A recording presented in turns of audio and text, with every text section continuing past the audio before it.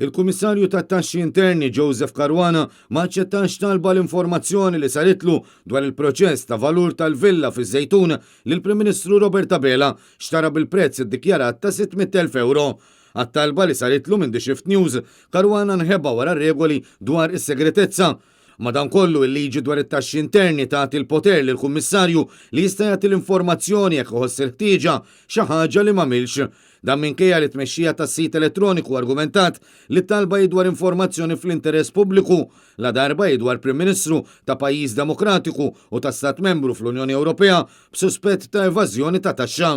It-tmexxija tas-sit elettroniku argumentat ukoll li l-Kummissarju tat-Taxxi Interni għandu l-obbligu jibgħat lil periti biex iħejju rapport ta' valutazzjoni li jkun jista' jiddetermina il-valur veru tal-proprjetà. Dan kif minflok id-Dipartiment għażel li jgħod biss fuq id-dikjarazzjoni li preżenta Abela minkejja li esperti fil-proprjetajiet qed jgħidu li l-valur ta' 600,000 euro żgur mhux korrett.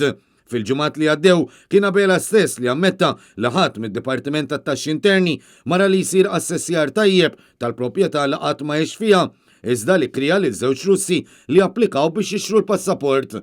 Madankollu lanqas dawn ma qatt għexu fil-villa għalkemm użaw l-indirizz tagħha biex ikunu jistgħu jissodisfaw il-ħtieġa ta' residenza skont kif titlob l-iskema.